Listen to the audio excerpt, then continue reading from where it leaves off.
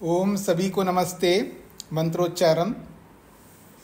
ओम सहना भवतु सहनौ भुनक्तु सह वीर्यं करवावहै तेजस्विनावधीतमस्तु मा विद्विषावहै। ओम शांति शांति शांति।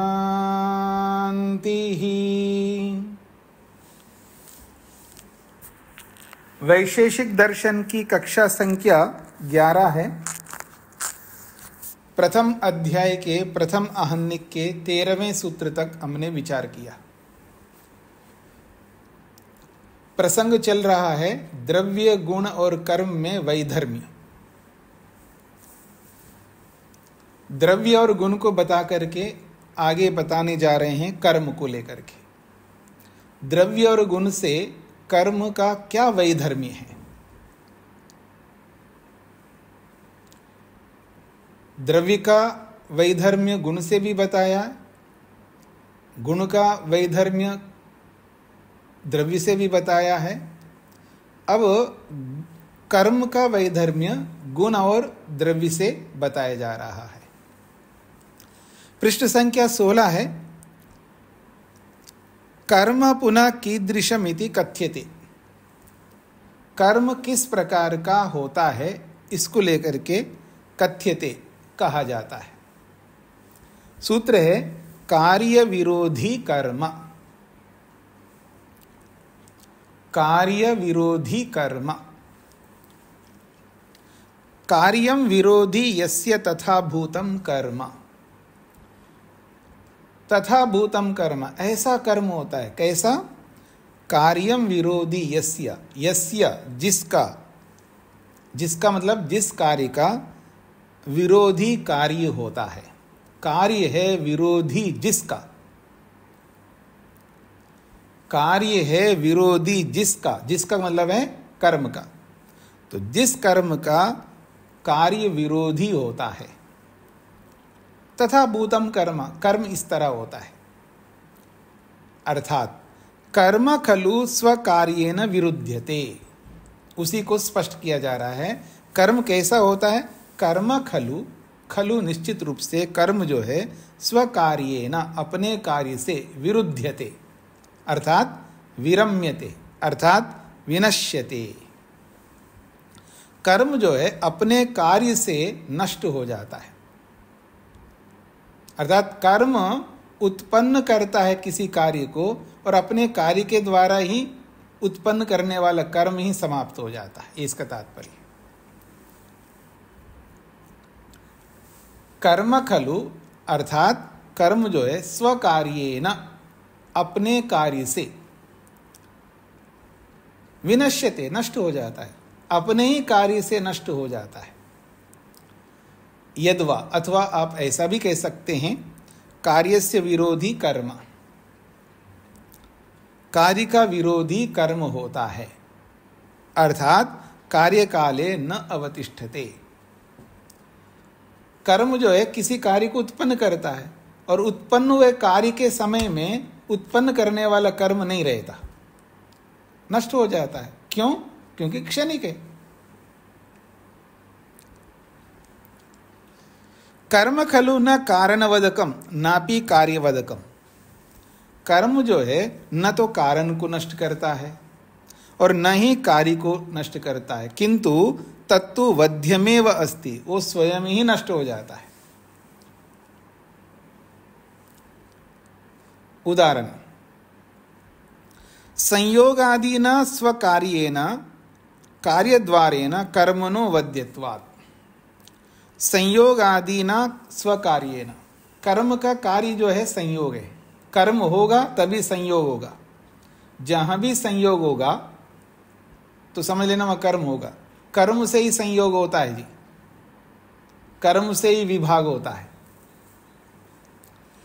तो संयोग आदिना, संयोग हो विभाग हो, वो अपने कार्य से अर्थात अपने कार्य के द्वारा, अपने ही कार्य के द्वारा कर्म न वध्यत्वात्, कर्म का ही वध हो जाता है, कर्म ही नष्ट हो जाता है। अब आप मेरी ओर देखिएगा, आप मेरे को देखेंगे, देखिएगा कर्म हो रहा है, देखिएगा कर्म हो रहा है ना, दोनों हाथों के बीच में कर्म हो रहा है, हो गए कर्म। कर्म होते ही अर्थात संयोग, संयोग कर्म है, संयोग जो है ये कर्म है, अर्थात संयोग कर्म नहीं का, संयोग जो है कार्य है। तो संयोग जो कार्य है, ये संयोग क्यों हो रहा है जी? किस कारण से हो रहा है? कर्म के कारण से। बिना कर्म के संयोग नहीं हो सकता। तो संयोग होते ही अब इस संयोग रूपी कार्य जो है कर्म को ही नष्ट कर दिया, अर्थात संयोग किया, कर्म समाप्त। अब देखिएगा विभाग, देखिए विभाग, देखिएगा विभाग हो गया, अर्थात कर्म ने विभाग को उत्पन्न किया, विभाग हो गया, कर्म समाप्त।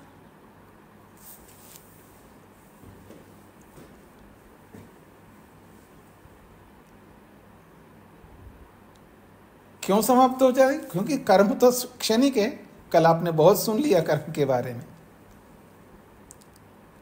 कर्म जो है किसी कार्य को उत्पन्न करके,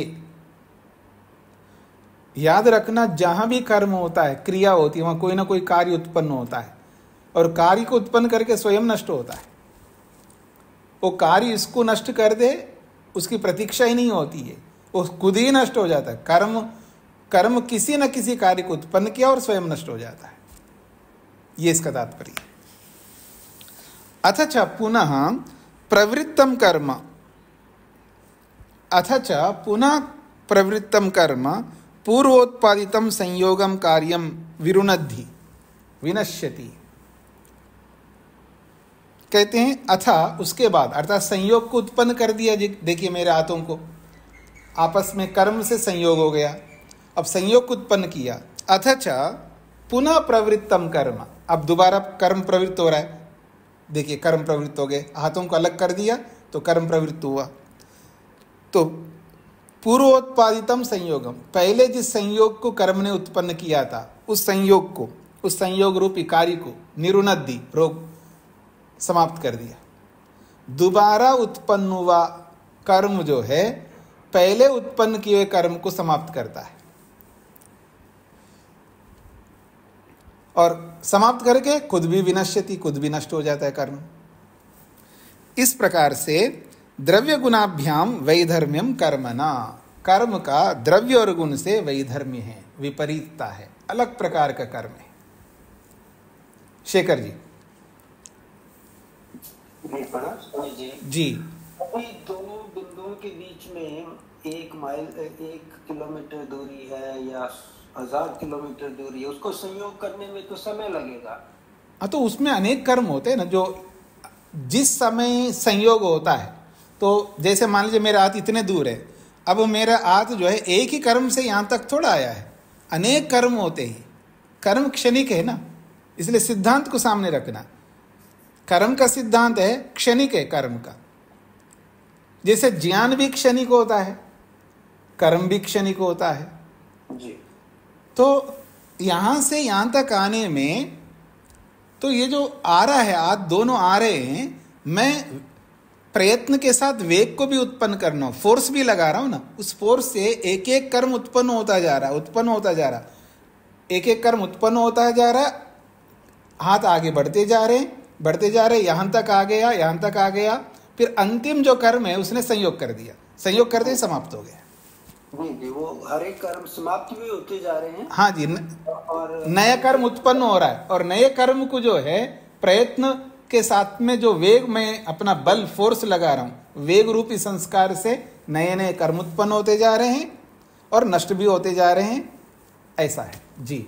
और संयोग से पहले जो कर्म था जिसने संयोग किया, वो लास्ट वाला कर्म, वो लास्ट वाला कर्म है, वो संयोग को उत्पन्न करके खुद नष्ट हो गया। जी जी जी जी। अब जो संयोग हुआ, इस संयोग को अलग करना है, संयोग रूपी कार्य को नष्ट करना है, तो फिर मेरे को नया कर्म करना है। नया कर्म किया, अलग कर दिया, अलग करते ही संयोग समाप्त हो गया, संयोग समाप्त हो गया, कर्म भी समाप्त हो गया। ये यहां पर कहा गया है। राजगोपाल जी। जी आचार्य जी, वही समझ में नहीं आता है आप जैसे बताए वो कैसे कहा गया है, क्योंकि ये जो अथच पुनः प्रवृत्तम कर्म, ये जो इसका अर्थ क्या होता है? अथच पुनः प्रवृत्तम कर्म का मतलब है संयोग के बाद में दोबारा जब नया कर्म उत्पन्न होता है, वो नया कर्म पहले उत्पन्न हुए कार्य रूपी संयोग को नष्ट करता है, नष्ट करके स्वयं भी नष्ट हो जाता है। ये इसका तात्पर्य। इसको ऐसे क्यों देखे आचार्य जी? क्योंकि और कोई भी कर्म भी तो हो सकता है। तो जहां भी संयोग हो ना, और कोई भी संयोग लाओ, मैं बता दूंगा आपको। ये संयोग हुआ, ये आतों का संयोग कहो, मैं पेंसिल का मोबाइल के साथ संयोग करूं, पेंसिल का पुस्तक के साथ संयोग करूं, संयोग तो दो वस्तुओं में होगा ना कम से कम। तो जहां भी संयोग होगा वो संयोग कर्म से होगा, और विभाग भी होगा तो कर्म से ही होगा जी।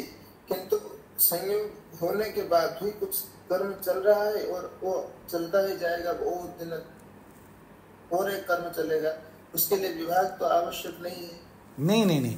तो जो संयोग होने के बाद आप कह रहे, जैसे मैं गाड़ी में बैठ गया, गाड़ी के साथ संयुक्त होगा कर्म से और बैठ गया, अब गाड़ी और मेरे साथ संयोग हुआ है, वो संयोग बना रहता है, लेकिन जब गाड़ी आगे दौड़ रही है तो उसका अलग अलग कर्म होते जा रहे हैं, वो अलग कर्म है।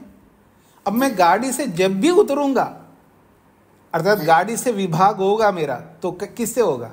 कर्म से होगा, वो नया कर्म है। उस कर्म को यहाँ इंगित किया गया है जो विरुद्ध को दिखाने के लिए। नहीं, कोई भी कर्म ले सकते हो ना, जहां संयोग होगा ना वहां विभाग होगा, याद रखना। आज नहीं तो कल जब भी होगा होगा। अच्छा जी जी। ये नहीं कह रहे उसी काम में उसी समय संयोग है, ये इसका तात्पर्य नहीं है। इसका तात्पर्य ये है कि सिद्धांत है कि जहां संयोग होता है वहां विभाग होता है। जी जी। जी नरेंद्र जी। स्वामी जी ओम जी। स्वामी जी, जैसे हम बोलते हैं कि हम विद्या अध्ययन का कर्म कर रहे हैं और दूसरी भाषा में बोलते हैं विद्या अध्ययन का कार्य कर रहे हैं, तो इसमें कर्म और कार्य में कैसे भेद समझें स्वामी जी? ऐसा है, वो जो कर्म है वो फल वाले कर्म अलग होते हैं जी। उन कर्मों को यहाँ मत लाइएगा। जो आपको सुख दुख रूपी जो फल देने वाले कर्म हैं वो अलग चीजें हैं। जैसे मैं वाणी का कर्म किया, जैसे मैं अब पढ़ा रहा हूं, पढ़ाने का एक कर्म हो रहा है मेरा, ठीक है ना। तो पढ़ाने का एक कर्म जो है वो एक कर्म नहीं होता है, वो अनेक कर्मों को मिलाकर के एक कर्म माना जाता है। जैसे आपकी पत्नी ने सब्जी बनाई, तो सब्जी बनाने का एक कर्म हुआ है, वो वास्तव में एक कर्म नहीं होता है। सब्जी बनाने के पीछे अनेक कर्म होते हैं, पर उसको अनेक कर्म नहीं बोला जाता है। उन अनेक कर्मों के समुदाय को एक कर्म माना जाता है, फल को ध्यान में रख करके।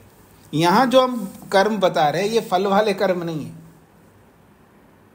तो स्वामी जी इस कर्म का अर्थ क्या समझे, मतलब शाब्दिक अर्थ कैसे समझे, थोड़ा इसको स्पष्ट। क्रिया, मूवमेंट, गति, उठने की गति, गिरने की गति, फैलने की गति, सुकड़ने की गति, आने जाने की गति, ये क्रिया है। तो स्वामी जी तो फिर कार्य में भी जुड़ जाएगा, कार्य में भी गति होती है। देखिए, जो फल वाले कर्म हैं उनके साथ ये सब जुड़ेंगे, लेकिन वहां परिभाषा बदल जाती, वहां अनेक कर्मों के समुदाय को एक कर्म मानते। ठीक है स्वामी जी, धन्यवाद, समझ में आ गया। जी जी जी। उमेश जी। नमस्ते स्वामी जी। जी स्वामी जी, जैसे हमने कॉपी में कुछ शब्द लिख रहे हैं जी, और हमने पेंसिल को कॉपी में लगाया, वो संयोग हुआ जी। फिर वो जब शब्द पूरा हुआ तो विभाग हो गया, फिर दोबारा संयोग हो गया, इसको एक कर्म बोलेंगे? नहीं, अगर सब्जेक्ट पे शब्द नहीं, फल की दृष्टि से आप देखेंगे तो एक कर्म माना जाएगा, क्योंकि लिखना भी एक कर्म माना जाता है ना। आप अच्छे शब्दों को लिखो, अच्छी बात को लिखो, वो भी कर्म है। जैसे कोई पुस्तक लिखता है तो पूरी पुस्तक हो गई जी उसकी, उसका एक कर्म माना जाता है। अगर कोई क्या कहते हैं, एक लेख लिखता है, एक आर्टिकल लिखता है, तो एक आर्टिकल एक कर्म माना जाएगा उसका।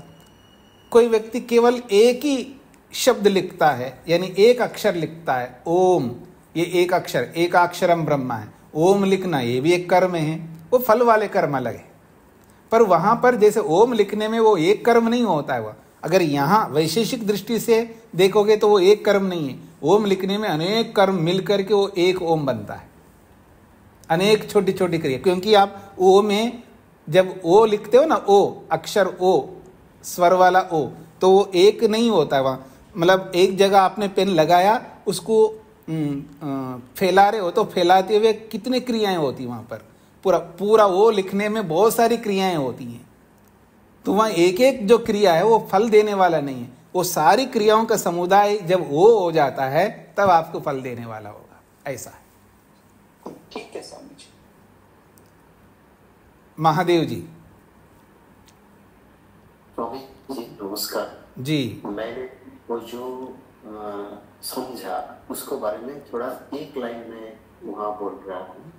सदा चलमान द्रव्यों का अवस्थांतरण व अवस्थार जो भिन्न होता है जी, वही कर्म है, ऐसा ही मैंने समझा। ये ठीक है क्या बेटी? वो भी एक कर्म है। जैसे कोई भी वस्तु चलती रहती है, चलने की क्रिया हो रही उसमें, कोई रुकी हुई है तो रुकी हुई है, वो चल नहीं रहे तो उसको कर्म नहीं कहेंगे। जी जी, ऐसा ही ऐसा ही। हाँ जी, हाँ जी, बिल्कुल। तो एक बात बोलते हैं क्या कि वो तो फल ही तो कर्म है, छोटा छोटा। हाँ जी, हाँ जी, हाँ जी, हाँ जी। तो और एक बात है, ये फल दृश्यमान है क्या? दृश्यमान नहीं है। नहीं, कर्म को दृश्यमान मानते, क्योंकि कर्म होता है द्रव्य में, तो द्रव्य दिख रहा है तो द्रव्य के साथ में होने वाली क्रिया भी दिख रही है, ऐसा माना जाता है। तो जी, तो केमिस्ट्री रसायन गाने में जी, जब दो रिएजेंट एक साथ मिलाते हैं कोई भी क्रिया के लिए, जी, रिएक्शन के लिए, तो उसका अंदर में बहुत कुछ ट्रांसफॉर्मेशन होता है, बाद में जो देखता है बस ऐसा ही जी। वो जो different type of steps of जो ट्रांसफॉर्मेशन है वह different type of component compound हुआ फॉर्मेशन होता है, तो वो तो दिखता नहीं है तो लेकिन वो होता रहता है। हाँ जी, जो दिखते नहीं है वो भी कर्म होते हैं, भले हमारे आंखों को नहीं दिखते हैं, कोई यंत्र से देखता है, और कोई यंत्र से देखने पर भी न दिखने वाले भी कर्म हो रहे होते हैं। उसकी यहाँ पर कोई चर्चा नहीं है, उसकी यहाँ पर कोई चर्चा नहीं है, स्थूल रूप से चर्चा है, जो दिखाई दे रहा है उसकी चर्चा है। तात्विक रूप से जो दिखाई नहीं दे रहा वो भी कर्म हो रहे हैं, वो उसमें भी कोई उसको नकार नहीं जा रहा है कि वो कर्म नहीं है, वो भी कर्म है। पर जो हमारे व्यवहार के लिए, जिस व्यवहार से हमको दिखाई दे रहा है, इस दिखाई देने वाले कर्मों के माध्यम से हम अपने प्रयोजन तक सिद्ध कर सकते हैं, उतना ही मात्र ले रहे हैं। जी जी जी जी, नमस्कार। जी जी, जय प्रकाश जी। जी स्वामी जी नमस्ते जी जी। जो मैं समझ पा रहा हूँ स्वामी जी, ये कर्म क्रिया और कार्य, ये जो तीन चीजें दिख रही हैं, तो कर्म जो है वो क्रिया के रूप में वो फल का दे रहा है, इसका मतलब? देखिए, जो भी क्रियाएं होती हैं, कुछ क्रियाएं ऐसी होती हैं जो उनको कर्म के क्षेत्र में नहीं माना जाता है। स्वामी दयानंद सरस्वती जी ने कर्म के क्षेत्र में उसको माना जो विशेष क्रिया। तो विशेष क्रिया वो होती है जो अनेक क्रियाओं को मिला करके वो विशेष क्रिया बनती है। अनेक क्रियाओं को मिलाते हैं, क्रियाओं का समुदाय होता है। जैसे अब आप अपना चेहरा दिखाइएगा तो मैं आपको उदाहरण दूं। अभी मैंने दिया था कि किसी को, उनकी पत्नी जो है सब्जी बना रही है, तो सब्जी बनाना उसमें बहुत सारी क्रियाएं होती हैं। उसको एक कर्म हम फल की दृष्टि से एक कर्म मानते हैं, अर्थात सब्जी बनाना अपने कर्तव्य को पूरा कर रही है। एक पत्नी अपने पति को भोजन खिला रही है, उसको एक कर्म माना जाता है, वो फलदायी कर्म है, वो नित्य कर्म है। पर वो एक कर्म है, भोजन बनाने में बहुत सारी क्रियाएं हो रही, एक एक क्रिया का फल नहीं मिलता, उन सारे क्रियाओं को मिला करके एक कर्म माना जाता है। सब्जी बनाई, रोटी बनाई, चावल बनाया, पूरा भोजन तैयार किया, और उस पूरे भोजन का एक फल मिलता है, ऐसा। पर ये जो अलग अलग क्रिया है, केवल अलग अलग क्रिया को देखें ना, जैसे बटलोई का उठाना एक क्रिया है, और उसको उठा करके ले जाने तक, मतलब चूल्हे तक ले जाने तक बहुत सारी क्रियाएं होती हैं। फिर वो बटलोई को चूल्हे के ऊपर रखना एक क्रिया है। ऐसे देखोगे भोजन बन के तैयार होने तक न जाने कितनी क्रियाएं होंगी। उन सारी क्रियाओं को एक क्रिया माना जाता, वो भी शास्त्र कहता, मैं अपनी ओर से नहीं कह रहा हूं। महर्षि पतंजलि कहते हैं भोज ओदनम पचति, चावल बनाता है, ये एक क्रिया माना है। वहां पर अनेक क्रियाओं के समुदाय को एक क्रिया माना है, और फिर उस एक क्रिया का फल मिलता है। तो जब यही क्रियाएं विशेष रूप से होती हैं, किसी उद्देश्य को ध्यान में रख करके होती हैं, लक्ष्य को ध्यान में रख करके होती हैं, तब इसका फल मिलता है। ऐसे मैं चलते चलते किसी पेड़ को हाथ लगा दिया, या घर के अंदर भी आ रहा हूं तो डोर के साथ हाथ छू लिया, या कंधा लगा दिया दीवार के साथ, फिर चल रहा हूं, या ऐसे कपड़े पर हाथ लगाया, इनका कोई फल नहीं होता है, पर वो सारी क्रियाएं। लेकिन तो मैं स्वामी जी, तो कर्म क्रिया और कार्य में जो अंतर समझ में नहीं आ रहा है मुझे। आप कर्म क्रिया और देखिए, कर्म कहो, क्रिया कहो, कार्य का मतलब है किसी वस्तु को उत्पन्न करते हैं ना, उसको कार्य कहते हैं। जैसे कुम्हार घड़े को उत्पन्न करता है, तो मिट्टी से घड़ा बना है, तो घड़ा जो है वो कार्य कहलाता है। तो द्रव्य भी उत्पन्न होता है, गुण भी उत्पन्न होता है, तो गुण भी कार्य होता है कहीं। और जब कर्म उत्पन्न हुआ तो कर्म भी कार्य कहलाता है, वो अलग चीज है। कार्य क्रिया अलग चीज है। तो यहां कर्म और क्रिया जो है एक अर्थ में बोला जा रहा है। यहां पर क्रिया बराबर कर्म, और कर्म जब उत्पन्न होता है, क्योंकि कर्म तो उत्पन्न होता है ना, उत्पन्न हुए कर्म को कार्य बोल दिया। ऐसे उत्पन्न हुए गुण को कार्य बोला है, उत्पन्न हुए द्रव्य को कार्य बोला है, वो अलग अर्थ है उसका। जी जी समझ। हाँ जी, नारायण जी को क्या कहना?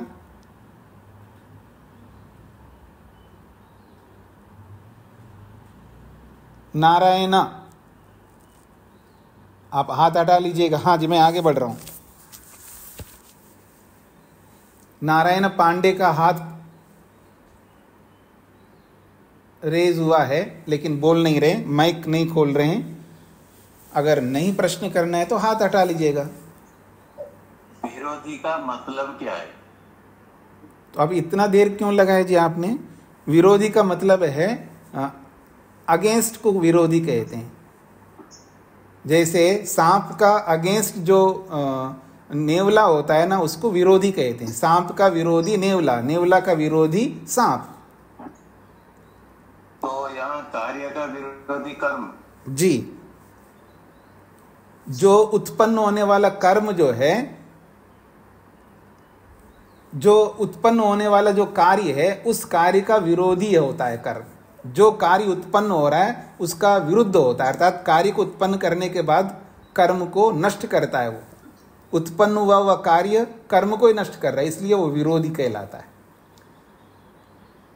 जैसे मिट्टी घड़े रूपी कार्य को उत्पन्न करता है, ठीक है ना। उत्पन्न हुआ घड़ा जो है मिट्टी का विरोधी नहीं होता है, अर्थात मिट्टी को नष्ट नहीं करने वाला होता है। उत्पन्न हुआ जो घड़ा रूपी जो कार्य है, वो कार्य अपने कारण रूपी मिट्टी का विरोधी नहीं होता है, अर्थात मिट्टी को समाप्त नहीं कर सकता। पर यहां उल्टा है, उत्पन्न हुआ कार्य अपने उत्पन्न कराने वाले कर्म को ही नष्ट करता है।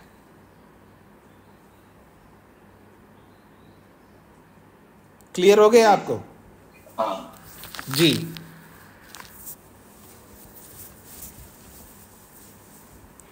आगे बढ़ता हूं जी मैं। तो द्रव्य के बारे में, गुण के बारे में, कर्म के बारे में बताएं यहां पर। अब मैं आगे बढ़ रहा हूं जी। अब विशेष बात आ रही है, द्रव्य किसे कहते हैं। द्रव्य का लक्षण कर रहे हैं, द्रव्य की परिभाषा बताया जा रहा है। द्रव्य गुण कर्मणाम साधर्म्यम उक्त्वा अधुना क्रमेण तेषां लक्षणम अर्थात परस्परतो वैधर्म्यम प्रदर्श्यति तत्र तावत् द्रव्यम। द्रव्य गुण कर्मणाम साध्यर्म्यम उक्त्वा, द्रव्य का, गुण का और कर्म का, इन तीनों के बीच में समानता बता दिए पीछे। अधुना अब क्रमेण, क्रम से, तेषाम लक्षणम, द्रव्य गुण और कर्मों का जो लक्षण अर्थात परस्परतो वैधर्म्यम प्रदर्श्यते, परस्पर एक दूसरे का वैधर्म्य दिखाया जाता है। द्रव्य का गुण के साथ वैधर्म्य है, द्रव्य का कर्म के साथ वैधर्म्य है, गुण का द्रव्य के साथ वैधर्म्य है, गुण का कर्म के साथ वैधर्म्य है, कर्म का द्रव्य के साथ वैधर्म्य है, कर्म का गुण के साथ वैधर्म्य है। ये अब आगे एक एक करके दिखाया जाता है। सबसे पहले द्रव्य को दिखाया जा रहा है। प्रश्न स्पष्ट हो गया जी सभी को? अब देखिएगा, द्रव्य का लक्षण, द्रव्य की परिभाषा बताई जा रही है। द्रव्य की परिभाषा आते ही ये जो द्रव्य है वो गुण से विलक्षण वाला बन जाएगा। द्रव्य का लक्षण आते ही द्रव्य जो है कर्म से विलक्षण वाला आ जाता है। अर्थात गुण से सर्वथा द्रव्य अलग कैसे है, मैं कैसे मानूं गुण से द्रव्य सर्वथा अलग है? द्रव्य की परिभाषा समझ लो तो पता लग जाएगा, गुण से सर्वथा अलग दिखाई देगा। द्रव्य कर्म से बिल्कुल अलग कैसे हो सकता है? द्रव्य की परिभाषा समझ लो तो कर्म से बिल्कुल अलग हो जाएगा। ये इसका तात्पर्य है। यही द्रव्य का वैधर्म्य है गुण और कर्म से। तो द्रव्य किसे कहते हैं जी? द्रव्य की क्या परिभाषा है, उसका क्या लक्षण है? तो सूत्रकार बताते हैं, बहुत ही महत्वपूर्ण सूत्र है, याद रखिएगा। ये सूत्र को भी याद कर लीजिएगा। क्रिया गुणवत समवायी कारणम इति द्रव्य लक्षणम। द्रव्य का लक्षण किया है। द्रव्य कैसा है तो क्या? क्रिया गुणवत। द्रव्य वो होता है क्रिया वाला होता है, यानी द्रव्य क्रिया वाला होता है। एक बात। दूसरी बात कहिए, द्रव्य कैसा होता है? गुणवत, गुण वाला होता है। और कैसा होता है द्रव्य? कहते हैं समवायी कारणम, वो समवायी कारण होता है। आ गए ना दोबारा समवायी कारण? तो अब समझ लीजिएगा अच्छी तरह सभी लोग। तो द्रव्य का लक्षण बताते हुए द्रव्य की परिभाषा ये कही गई है, द्रव्य वो होता है जो क्रिया वाला होता है। एक बात। द्रव्य वो होता है जो गुण वाला होता है। दो बातें आ गई। क्योंकि इसलिए ऐसा बताना पड़ा है क्योंकि कुछ द्रव्य होते हैं क्रिया वाले भी होते हैं, गुण वाले भी होते हैं। लेकिन कुछ ऐसे द्रव्य होते हैं जो केवल गुण वाले होते हैं, उसमें क्रिया नहीं होती है। जैसे परमात्मा है। परमात्मा क्रिया वाला नहीं है, परमात्मा में कोई क्रिया नहीं होती है। अर्थात परमात्मा में क्रिया नहीं होती, इसको समझ लीजिएगा। परमात्मा मूव नहीं कर सकता, उसके अंदर मूवमेंट नहीं होते, हिल डुल नहीं सकता। मोटी भाषा में कहूं, परमात्मा इतना असहाय है, वो हिलना डुलना नहीं कर सकता, आना जाना नहीं कर सकता, उतरना नहीं हो सकता। और ये समझ लीजिएगा सभी लोग, ईश्वर का अवतरण नहीं होता, ईश्वर का अवतार 3 काल में नहीं होता। ईश्वर का अवतार 3 काल में नहीं होता। अवतार उसका होता है जो पहले से नहीं था। जैसा आपका अवतार हुआ है, आप सब अवतरित हुए हैं, अब सब पैदा हुए हैं, माँ के गर्भ से बाहर आए हैं आप सब मेरे सहित। हम सबका अवतरण होता है, अवतार होता है, क्योंकि हम एक देशी है, सब जगह नहीं रहते हैं। परमात्मा सर्वव्यापक है, वो पहले से सब जगह है, उसका क्या अवतरण होगा? उसके अंदर ये सामर्थ्य नहीं है कि वो हिलडुल सके। इसलिए ईश्वर में हिलना डुलना लूपी कोई क्रिया नहीं होती है। इसलिए 2 बातें कही गई है, जो क्रियावान होता है वो द्रव्य होता है। अब दूसरी बात है, जो गुणवान होता है वो द्रव्य होता है। अब इसमें सब के सब द्रव्य आएंगे, क्योंकि कोई भी द्रव्य उसमें कोई ना कोई गुण होगा ही होगा। एक नहीं, अनेक गुण होते हैं। आपको कोई एक भी द्रव्य ऐसा नहीं मिलेगा जिसमें एक ही गुण हो, गुण अनेक होते हैं। तो कहते हैं क्रियावान और गुणवान द्रव्य होता है, और जो द्रव्य होता है वो समवायी कारण होता है। और समवायी कारण का मतलब ये है, द्रव्य वो होता है जो अपने अंदर क्रिया को धारण करता हो। द्रव्य होता है जो अपने अंदर गुण को धारण करता हो। अपने अंदर गुण को रखने वाला द्रव्य होता है, अपने अंदर क्रिया को धारण करने वाला द्रव्य होता है। तो जिसके अंदर गुण हो, जिसके अंदर क्रिया होती हो, उसको कहते द्रव्य।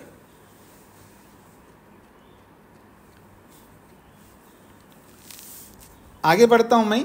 क्रिया गुणवत्, क्रिया च गुणश्च यस्य यस्मिन् वा विद्यते तत्क्रिया गुणवत्।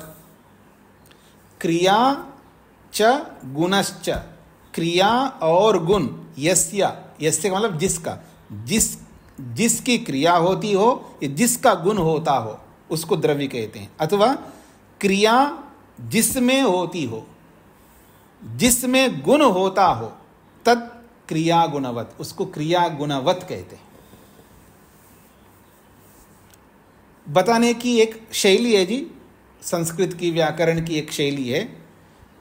जिसकी क्रिया होती हो, जिसकी, किसकी? द्रव्य की। जिस द्रव्य की क्रिया होती हो, अर्थात जो द्रव्य क्रियान्वित होता हो, उसको क्रियावत कहेंगे। और जिसका गुण हो उसको गुणवत कहेंगे, और दोनों को जोड़ेंगे तो क्रिया गुणवत, ऐसा कहा है यहां पर।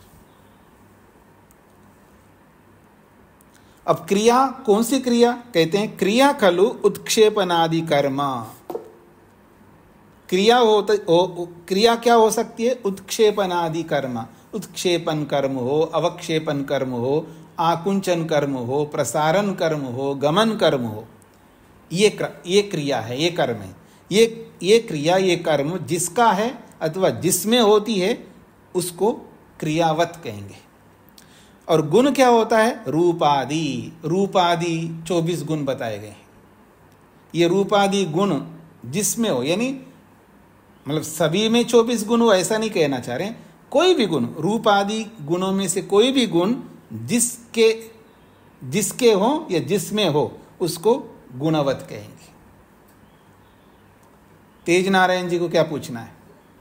जी स्वामी जी, ये पहली पंक्ति में यस्मिन वा विद्यते, ये वा का क्या अर्थ है?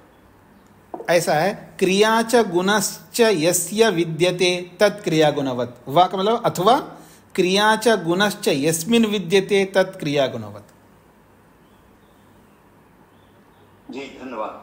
वा जो है और अर्थ को कहता है, अथवा अर्थ को भी कह सकता है। यानी आप ऐसा भी बना सकते, क्रिया च गुणश्च यस्य विद्यते तत्क्रिया गुणवत्, एक वाक्य। फिर क्रिया च गुणश्च यस्मिन् विद्यते तत्क्रिया गुणवत्, दो प्रकार से बोला गया है। ऐसे मानो या वैसे मानो, षष्ठी विभक्ति का मान लो या सप्तमी विभक्ति का मान लो, दोनों का मीनिंग एक ही है। ठीक है जी, सभी मेरे साथ चल रहे हैं तो चलिएगा, क्योंकि आगे बढ़ना है मेरे को। हाँ बाजी। नमस्ते स्वामी जी। जो कहा अभी कि द्रव्य जो है समवायी कारण है, गुण का और कर्म का, जी, इसी को दूसरी तरह से ये कहा जा सकता है कि गुण और कर्म जो है उनका अपना कोई इंडिपेंडेंट एग्जिस्टेंस नहीं है, वो द्रव्य में ही हो सकते हैं। हाँ जी, हाँ जी, हाँ, बिल्कुल। जो पहले बता चुका हूं वही बातें हैं जी। क्योंकि गुण स्वतंत्र नहीं रह सकते, क्रियाएं कर्म भी स्वतंत्र नहीं हो सकते। जहां भी क्रिया हो रही है समझ लेना वह द्रव्य है, भले ही वो द्रव्य हमें दिखाई दे रहा हो या नहीं दिखाई दे रहा हो। अगर क्रिया हो रही है तो वह द्रव्य है। अगर कहीं द्रव्य है तो ये आंख मीच के मान लो वह गुण है, उस द्रव्य में गुण है, भले वो द्रव्य दिखाई नहीं दे रहा हो। अगर उसको द्रव्य मानते हैं, भले वो द्रव्य दिखाई नहीं दे रहा हो, तो उसमें गुण है। जैसे आत्मा,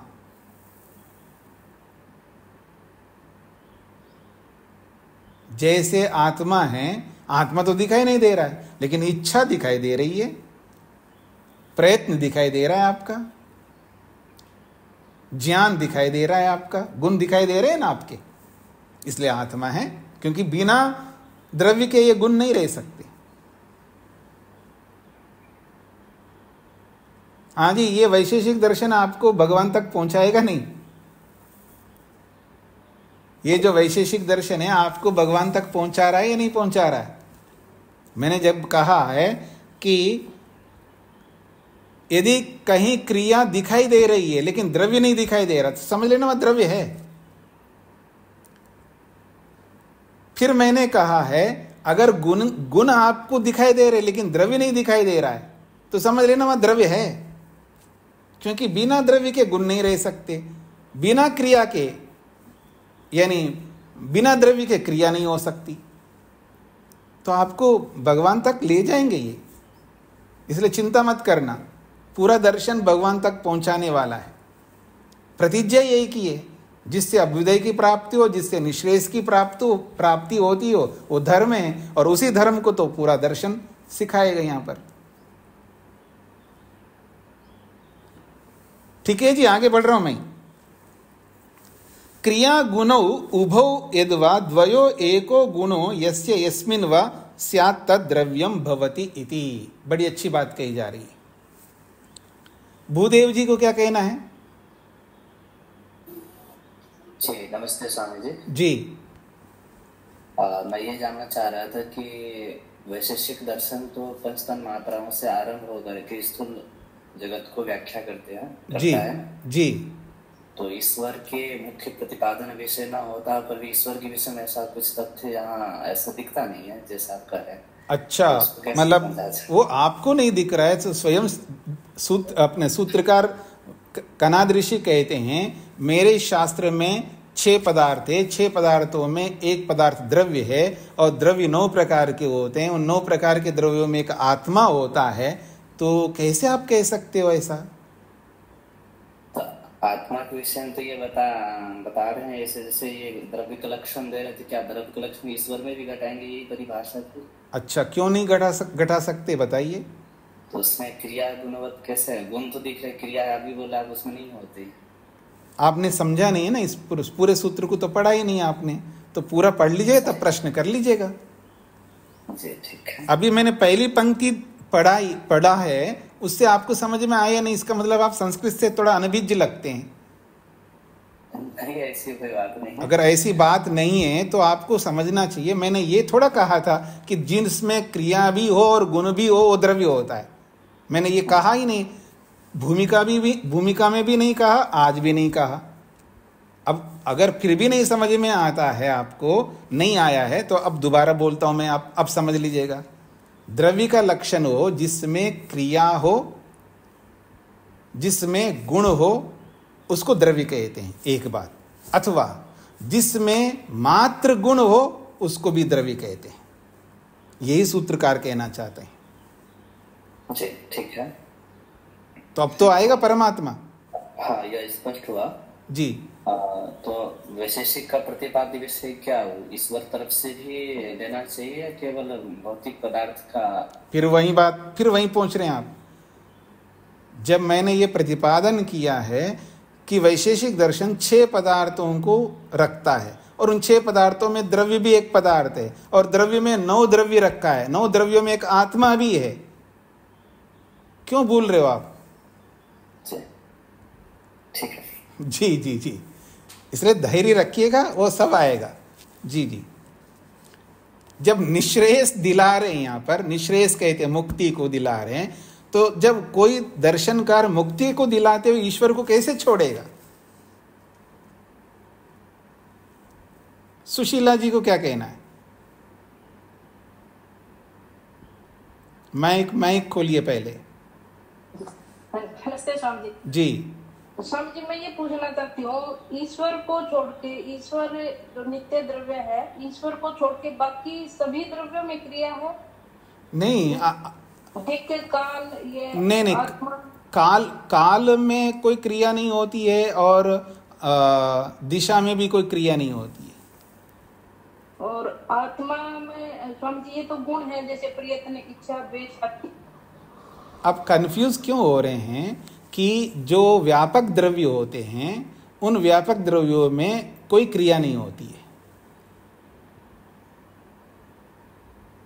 आत्मा तो एक देशी नहीं मानेंगे स्वामी जी।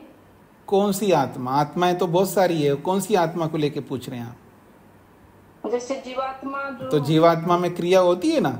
आप अपने शरीर में आए और इस शरीर में 100 साल रहेंगे, इस शरीर से दूर होकर के फिर नए शरीर को प्राप्त करेंगे, तो बिना गति के, बिना क्रिया के कैसे दूसरे शरीर में आत्मा जाएगी?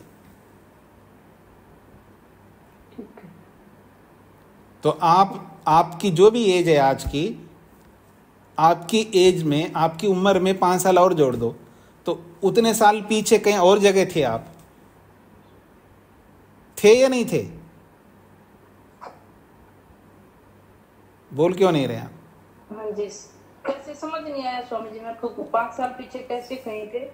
आप समझने का प्रयत्न करो। अभी मैं इसलिए आपकी उम्र नहीं पूछा क्योंकि आजकल बोलते हैं ना कि उम्र नहीं पूछनी चाहिए लेडीज से, लेकिन मैं पूछता हूँ वैसे तो। आपकी उम्र कितनी है जी? मेरी 55 साल है। हाँ, 60 साल पीछे, 60 साल पहले इसी शरीर में थे आप? नहीं। तो 60 साल पहले कहीं तो थे ना किसी शरीर में? हाँ जी, हाँ जी। हाँ, याद रखना। तो पैरेलल चल रहा है, ये जो परिवार आपका चल रहा है ना, इसी परिवार के साथ साथ वो जो 60 साल पहले का परिवार भी आपके साथ साथ चल रहा है।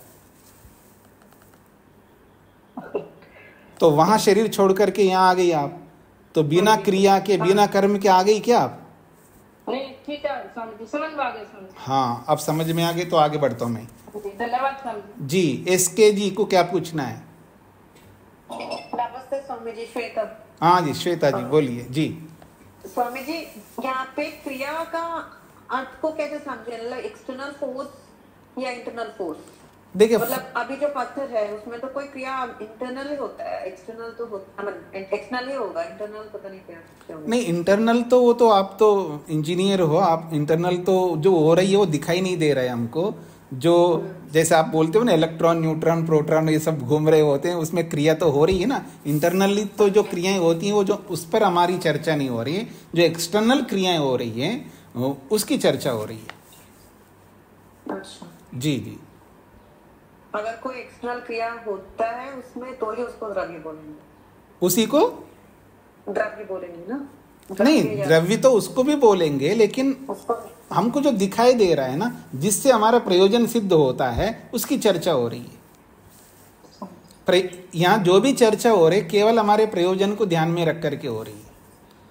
अगर इंटरनली जो क्रिया होती है उसको अगर मैं नहीं जानूं तो मेरे प्रयोजन की सिद्धि नहीं होगी, ऐसा यहाँ नहीं प्रस्तुत किया जा रहा है। जी जी। अग्निहोत्री जी क्या कहना है? ओम स्वामी जी नमस्ते जी। तो आप लोग जब पूछते हो तो अपना चेहरा भी तो दिखाइएगा ना। मैं अंधेरे में हूँ स्वामी जी, तो इसलिए यहाँ लेट नहीं है, इसलिए जी बोलिए। तो स्वामी जी 9 द्रव्य में तो क्रिया होती है, 9 द्रव्य में क्रिया होती है, और 9 द्रव्यों को छोड़कर एक परमात्मा जो है, परमात्मा में क्रिया नहीं होती, आपने ऐसा कहा। नहीं, इधर उधर मत जाइए। मैंने ऐसा नहीं बोला है जैसा आप बोल रहे हो। मैंने केवल इतनी बात कही है, 9 द्रव्य हैं, 9 द्रव्यों में एक आत्मा भी एक द्रव्य, ये बोला है। हाँ जी, एक द्रव्य है। और मैं 9 द्रव्य के मैं फिर आगे बढ़ के बात कर रहा हूँ कि परमात्मा मैं पूछ रहा हूँ। परमात्मा तो आपके कहने पहले क्लास में कहे थे कि परमात्मा का क्रिया नहीं होती है। हाँ जी, ठीक है, अभी भी बोल रहा हूँ, परमात्मा में क्रिया नहीं होती। परमात्मा की क्रिया नहीं होती, तो मेरा प्रश्न है कि परमात्मा की क्रिया नहीं होती तो ये संसार सृष्टि तो कैसे बनाता है? मुझे समझ नहीं आया, बिना क्रिया में कैसे बनाता है? आप क्रिया का मतलब अपने में परमात्मा के अंदर की क्रिया बता रहे हो या बाहर के वस्तुओं में क्रिया बता रहे हो? हाँ, मतलब ये जो हम देख रहे हैं, हम सृष्टि को जो देख रहे हैं कैसे बनाता है, सूर्य चंद्र आदि शरीर सबका प्राणी का इधर उधर बिना क्रिया के, समझ में नहीं आ रहा। परेशान मत हो जाइए, आप समझ नहीं रहे हैं। मेरे में क्रिया, अंदर की क्रिया अलग होती है और दूसरे को क्रिया देना अलग होता है। ईश्वर दूसरे को तो क्रिया देता ही है ना, दूसरे को क्रिया देता है तभी तो संसार बनता है, उसमें तो मेरे कोई आपत्ति नहीं है। आप ये नहीं समझ पा रहे हैं ना, क्रिया का मतलब आप ईश्वर के अंदर की क्रिया समझ रहे हैं। ईश्वर की अंदर की क्रिया इसलिए नहीं हो सकती, वो मूवमेंट ही नहीं कर सकता, वो व्यापक है, कैसे क्रिया करेगा। लेकिन दूसरे को क्रिया देता है ना, दूसरे को क्रियान्वित करता है, दूसरे में क्रिया को उत्पन्न करता है, इसमें कोई मेरे को आपत्ति नहीं ना, आपको भी है। हाँ सर, ठीक है क्या, ठीक हो गया जी? हाँ नमस्ते स्वामी, धन्यवाद जी। जी अब मेरे को आगे पढ़ने देंगे आप लोग, ये प्रश्न ही करते जाएंगे, सूत्र पूरा नहीं होगा। हाँ, तो आप थोड़ा धैर्य रखिए, आप लोग धीरे धीरे आपको पढ़ते पढ़ते बहुत सारी बातें समझ में आएंगी। अब फिर भी हाथ खड़ा कर रहे हैं, अमित जी को क्या कहना है? जी स्वामी जी नमस्ते जी। ये बातें कई बार सामने आई है, मैं पूछ रहा हूँ कि ये जो सूत्र मंत्र कर रहा है तरे जति तन्ने जति, नहीं तो नहीं, इस नहीं, सुनिए सुनिए सुनिए, अब विषयांतर जा रहे, मैं उत्तर नहीं दूंगा। जब केवल प्रश्नोत्तर चले ना तब पूछिएगा, ये बिल्कुल विषयांतर जा रहे हैं आप। अब मंत्र की व्याख्या थोड़ा कर रहे हैं हम लोग, तदे जति तन्ने जति। मेरे को ये उसका अर्थ भी पता है, मैं उत्तर दे सकता हूं, पर विषयांतर हो जाएगा। अब यहाँ विषय पर रहिएगा। अनीता जी को क्या कहना है? नमस्ते स्वामी जी। जी स्वामी जी, ये कार्य विरोधी कर्म मेरे को थोड़ा सा समझ नहीं आया, ये केवल संयोग में ही होगा? इसका कुछ उदाहरण देके समझा दे, मेरे को ये नहीं समझ में आ रहा। देखिए, जहां भी कर्म होता है वो कर्म किसी न किसी कार्य को उत्पन्न करेगा ना, कोई ना कोई कार्य उत्पन्न होगा उस कर्म से, चाहे संयोग उत्पन्न हो जाए, चाहे विभाग उत्पन्न हो जाए, या और कोई क्योंकि जैसे घड़ा बनता है तो वहां पर भी बिना संयोग के घड़ा नहीं बन सकता, और संयोग को उत्पन्न करने वाला कर्म ही होता है। और जहां भी विभाग हो रहा है वहां बिना कर्म के विभाग नहीं हो सकता है। तो जहां भी कर्म होता हो वहां कोई ना कोई कार्य उत्पन्न होता ही रहता है। अब वो उत्पन्न हुआ जो कार्य है वो उत्पन्न करने वाले कर्म को रहने नहीं देता, अर्थात कार्य उत्पन्न होते ही वो कर्म नष्ट हो जाता है। ऐसा हर जगह, जहां भी आपको हर जगह लगेगा। हाँ, फिर कर्म तो क्षणिक होता है ना, फिर नए कर्म होते, कर्म तो कितने ही बनते जाते हैं। जी, इस रूप में जो नए से नए कर्म बनते रहते हैं और वो पिछला कर्म कार्य होते ही वो पिछला कर्म नष्ट हो जाता है, तो हाँ जी, कार्य कर्म को नष्ट करता है। हाँ जी, हाँ जी, ठीक है स्वामी जी, धन्यवाद जी। जी, तो मैं आगे बढ़ रहा हूँ जी, आपका वैसे ही समय समाप्त हो रहा है। अब देखिए, क्रिया गुणौ उभौ यद्वा द्वयो एको गुणो यस्य यस्मिन् वा स्यात् तद्द्रव्यम भवति इति। इस वाक्य को अच्छी तरह समझ लीजिएगा।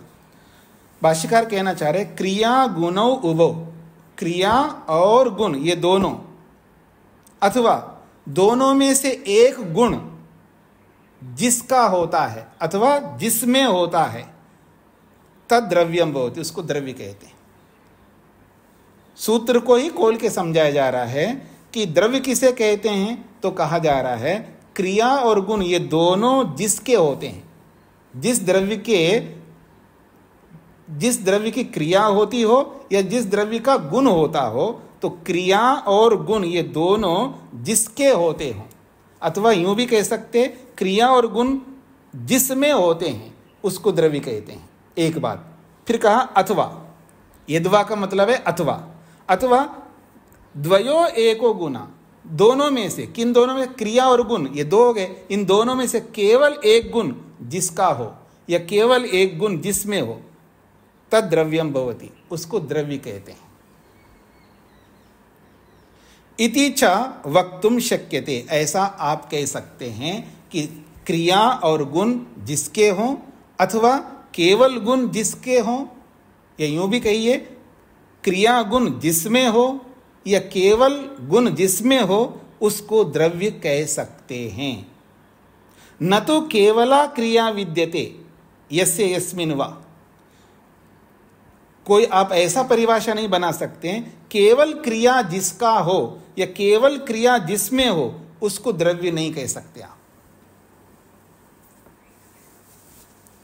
ये समझ लीजिएगा बात। ये कहना चाह रहे हैं क्रिया और गुण जिसके हों, अथवा यूं भी कह सकते हैं क्रिया गुण जिसमें होते हों उसको द्रव्य आप कह सकते हैं, अथवा आप ये कह सकते हो गुण जिसका हो या गुण जिसमें हो उसको भी आप द्रव्य कह सकते हैं। लेकिन ये नहीं कह सकते हैं क्रिया जिसकी हो या क्रिया जिसमें हो वो द्रव्य होता है, ऐसे कभी नहीं कह सकते। ये इसका तात्पर्य है। हाँ जी, सभी को स्पष्ट हो गए जी जो कहना चाहते हैं? प्रेम जी को क्या कहना है? स्वामी जी आखिरी सेंटेंस दोबारा रिपीट करो। कितने बार रिपीट किया जी? आप सुन लीजिएगा एकाग्रता से। ये कहना चाह रहे हैं, हाँ जी हाँ सुना रहा हूँ, फिर सुन लीजिएगा। ये कहना चाहते हैं कि क्रिया और गुण जिसके हों यद्वा, अथवा केवल एक गुण जिसके हों। इसी बात को दूसरे शब्दों में बोला है क्रिया गुण जिसमें हो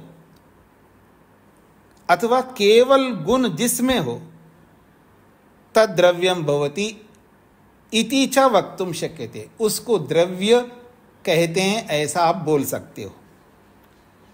फिर आगे क्या, न तो केवला क्रिया विद्यते यस्य यस्मिन् वा। आप ये कभी नहीं कह सकते हैं क्रिया जिसकी हो या क्रिया जिसमें हो उसको द्रव्य कहते हैं, ऐसा कभी नहीं बोल सकते। प्रेम जी समझ में आ गया?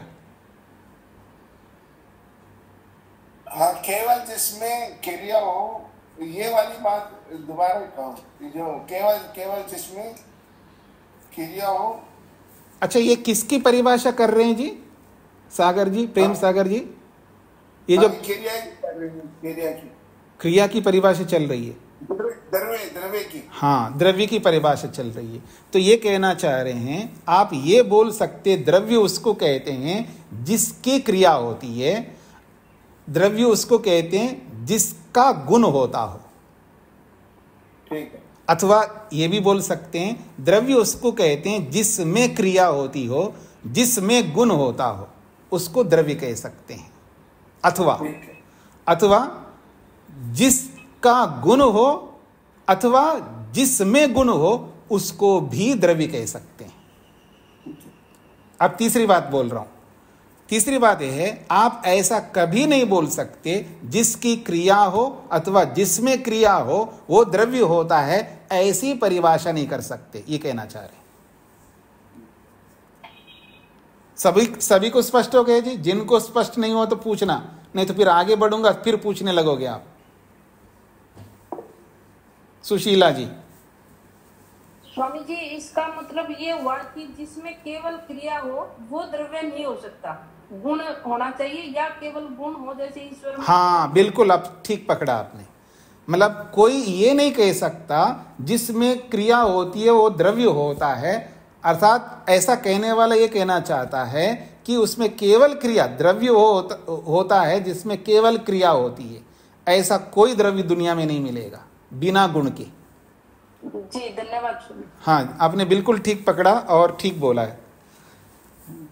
आगे बढ़ता हूं जी मैं। हाँ जी, भूदेव जी को क्या पूछना है? अच्छा जी, इसमें मैं ये कहना चाहता हूँ स्वामी जी कि क्रिया के व्यभिचार होता है द्रव्य के लक्षण, लेकिन गुण का लक्षण नहीं, ऐसा इस पंक्ति से जी ज्ञात हो रहा है। हाँ जी, हाँ जी, क्रिया का व्यभिचार होता है लेकिन गुण का व्यभिचार बिल्कुल नहीं हो सकता जी। आगे देखिएगा 18वें पेज में, गुणमंतरेण क्वचित क्रिया अवतिष्ठते न च गुणहीनानि द्रव्यानि भवन्ति। बड़ी अच्छी बात कही जा रही है। कहते हैं गुणमंतरेण क्वचित क्रिया अवतिष्ठते, गुण के बिना कहीं क्रिया हो सकती है। गुणमंतरेण क्वचित क्रिया अवतिष्ठते, गुण के बिना कहीं क्रिया रह सकती है, अर्थात क्रिया हो सकती है। न च गुणहीनानि द्रव्यानि भवन्ति, लेकिन गुण रहित कोई द्रव्य नहीं मिलेगा।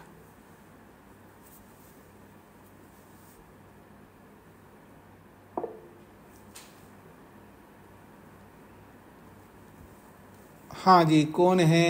आर्य रविंद्र, क्या कहना है?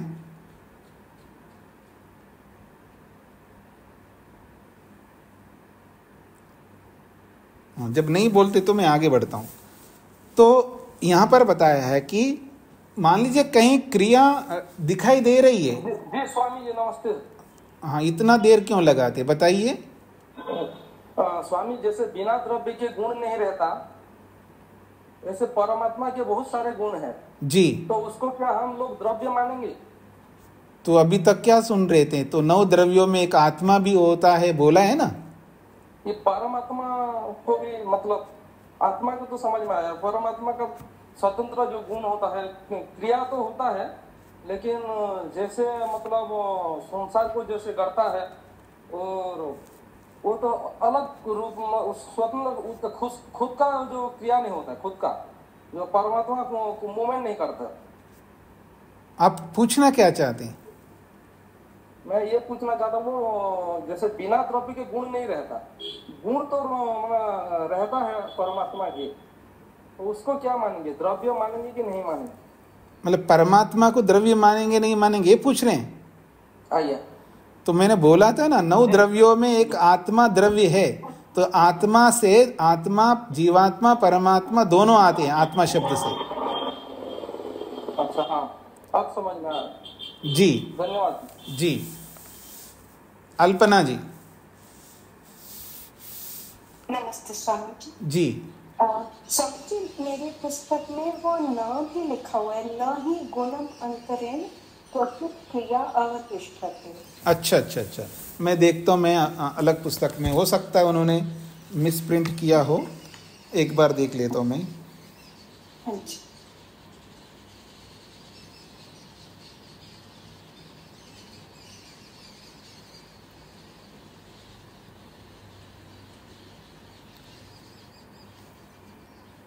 न तु केवला क्रिया विदति यस्य यस्मिन् वा नहि गुणमंत्रेण क्वचित, नहि गुणमंत्रेण क्वचित क्रिया अवतिष्ठते,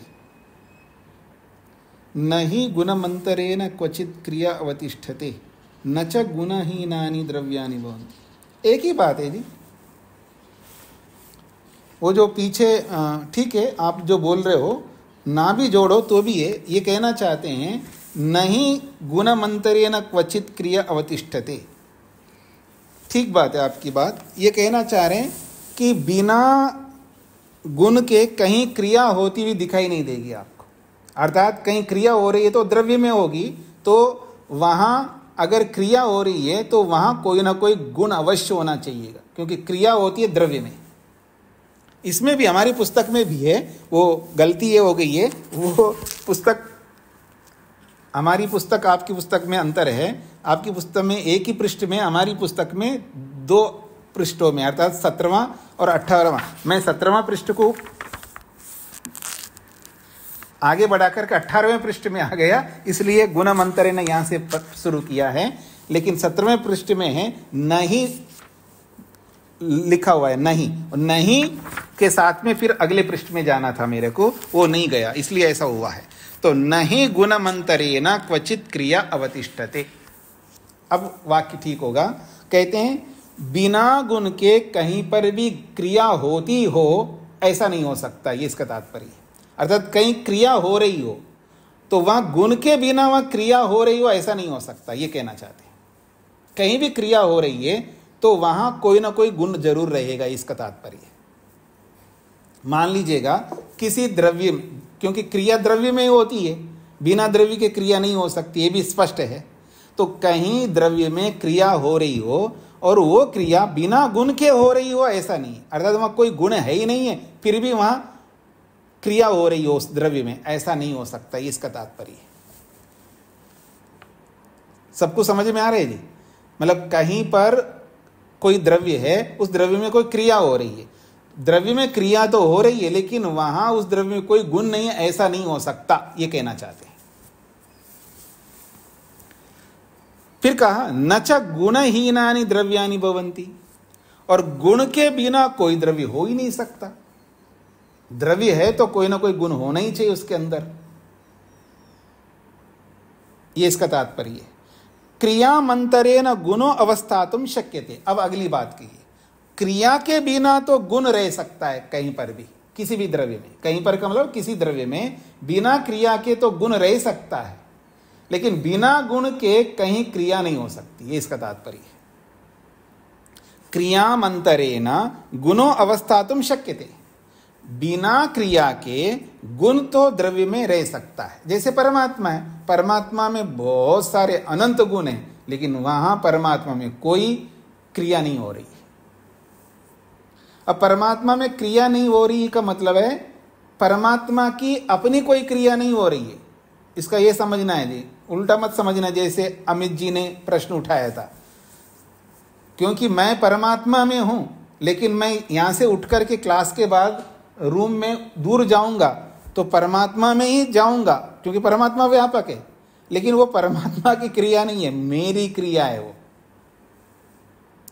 मतलब मेरे में देशांतर गमन हो रहा है।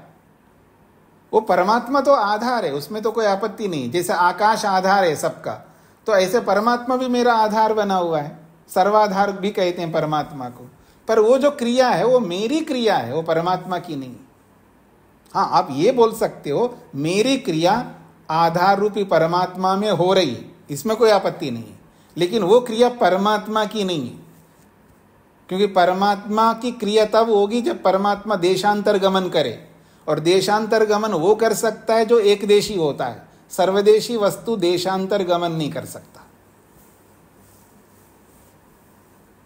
सबको समझ में आ गए जी? फिर भी नहीं समझ में आए तो आप विचार करके आइएगा, फिर हम कल विचार करते हैं, आपका समय पूरा हो रहा है। केवल समझने की आवश्यकता है, आप परेशान नहीं हो जाइए। जो बहुत सूक्ष्म है, गूढ़ है, या मोटी भाषा में पल्ले नहीं पड़ रहा है, ऐसा बिल्कुल मन मत ले जाइएगा। समझने का प्रयत्न करो, धैर्य रखो, तो आराम से धीरे धीरे समझ में आए। क्योंकि ऐसी बातें नहीं होती है, शास्त्रीय बातें समाज में ऐसे कोई करते नहीं है। जैसे फिजिक्स की बातें विद्यार्थी जो फिजिक्स समझने वालों के बीच में ही तो होती है ना, केमिस्ट्री की बातें केमिस्ट्री को समझने वाले विद्यार्थियों के बीच में, या अध्यापकों के बीच में, उस विषय को जानने वालों के बीच में ही होती है। तो ये जो वैशेषिक विद्या है, ये भी आप शुरू कर रहे हैं इसलिए आपके बीच में हो रही है। अगर आप इसको नहीं पढ़ते तो आपके बीच में मैं ये चर्चा ही नहीं कर सकता। मैं हाँ जी बिठा करके, हाँ जी शेखर जी आज हम क्रिया इसमें होती है उसमें नहीं होती है, ऐसा कर किसी भी व्यक्ति के साथ मैं बात करूं जो इस दर्शन को नहीं पढ़ रहा है, तो उसको तो बिल्कुल पल्ले नहीं पड़ेगा, समझ में नहीं आएगा। ये तो आप पढ़ रहे हैं इसलिए आपको यह समझाया जा रहा है, और आप सबको धैर्य से इसको सुनना है। और ये एक बार नहीं सुनना है, आपको अनेक बार सुनना है, तो धीरे धीरे धीरे धीरे आपको निश्चित रूप से समझ में आ जाएगी। मनुष्य नहीं समझ सकता तो फिर कौन समझेगा? जो दुनिया में अगर समझने वाला मनुष्य एकमात्र है, मनुष्येतर योनि में कोई नहीं समझ सकता इस विद्या को, केवल मनुष्य ही समझ सकता है। और परमात्मा ने आप सबको वो पूरा सामर्थ्य दिया है कि सभी विद्याओं को समझने का सामर्थ्य सबको दिया है, इसलिए आप भी समझ सकते हैं, पर टाइम जरूर लगेगा। इसलिए तो कहा गया है कि जो बच्चे होते हैं, छोटे बच्चे होते हैं, माँ का कर्तव्य होता है 5 साल तक बच्चे को सिखाए बचपन में। तो बहुत सारी बातें, बहुत सारी शिक्षाएं सिखाती हैं, वो आज वो परंपरा नहीं रही है। फिर 5 से 8 साल तक यानी 3 साल तक पिता को सिखाना चाहिए। ना पिता सिखाता है ना माँ सिखाती है। माता पिता तो वही सिखाते हैं, देखो देखो चोर आ जाएगा, ये रख दो, ये तो सिखाएंगे जरूर। वो भूत आ जाएगा, वो बाबा जी पकड़ के ले। मेरे को परेशानी कई बार एयरपोर्ट में तक मेरे को बोलते हैं, देख बाबा जी पकड़ के ले जाएगा। अब क्या बताऊं मैं उनको। तो मतलब व्यर्थ बातें सिखाते तो बहुत है, लेकिन अच्छी बातें कोई सिखाते नहीं। यही समस्या आप सबकी हुई है, इसलिए आपको थोड़ा वक्त जरूर लगेगा, लेकिन समझ में सबको आएगा। चलिए इसको यहीं पर विराम देता हूं। तो धैर्य रखिएगा, जरूर समझ में आएगा। ओम शांति शांति शांति ही।